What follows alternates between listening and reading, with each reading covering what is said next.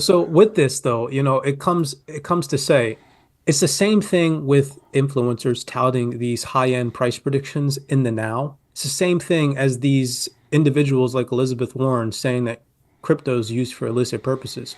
You have to have a much broader perspective of what's really taking place behind the scenes.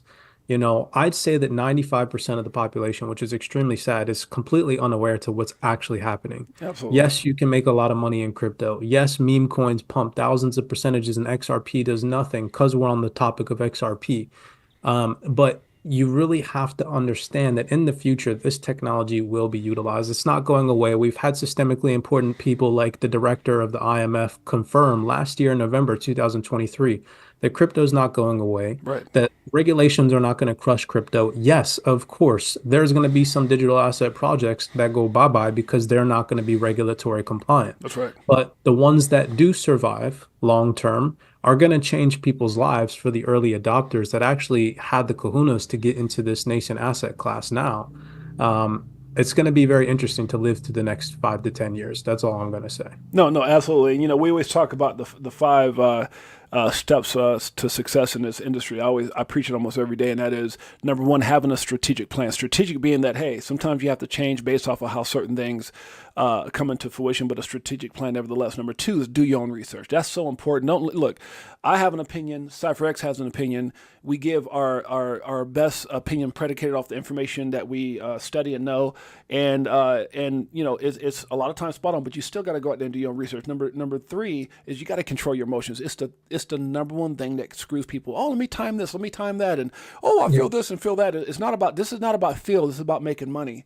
And number four, at some point you got to take profit because it's great to say, "Oh my!" I remember watching this insurance commercial a while back, and this guy was going to do his taxes, and he goes, "I'm a millionaire," and then he looked at his phone. Wait a minute, I'm a thousandaire. It was just the funniest damn thing as far as a commercial. I don't see it anymore, but and then number five, do everything predicated off what your why is. What drives you? Is it your family? Is it your children? Like me, you have kids, so you know what I'm talking about. If they say if your why doesn't make you cry, it's not big enough. So, I can go to the gym. I look at you and like, oh my God, I need to go gym. CyprX has motivated me. And then all of a sudden something gets in the way. I might go for a couple of days and I quit. But if your why is big enough, if your why is great enough, you won't quit.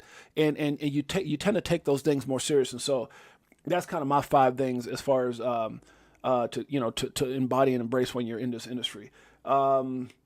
But yeah, that's let me see. My I next think question. I'll, Go I'll ahead. add on to I'll Yeah, add on to your list. yeah. Go I ahead.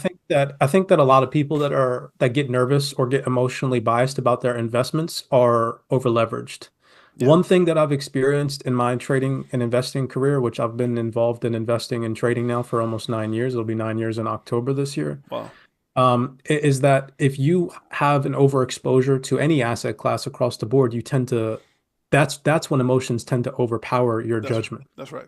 because you're nervous. You're worried about losing the money that you initially invested. And so if you are coming into this space, again, it's not financial advice, but I suggest that you don't overexpose yourself. Only invest with money that you're willing to lose, so that way you have no emotional attachment to it. All the money that I have invested in XRP, and I have a pretty large bag of XRP, Right.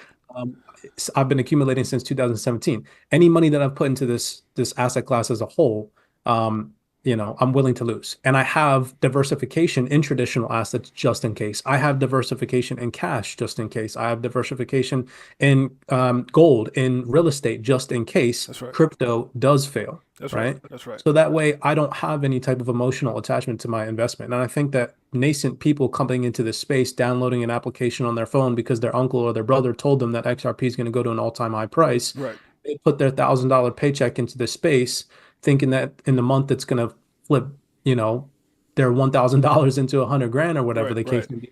And then they fall short of their bills, they fall short of their important things that they need to pay off in their personal life. Then they start making irrational decisions on their investments. And so, that's an immature approach. If you're taking an immature approach to this market, then that's when all the indecisiveness and all the influencers online start to get to you, right? Take a more mature approach, zoom out, really assess your risk properly, and really understand where this is headed in the long term.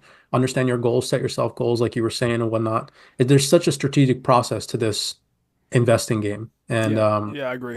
lack of education is really why people are losing money in this space.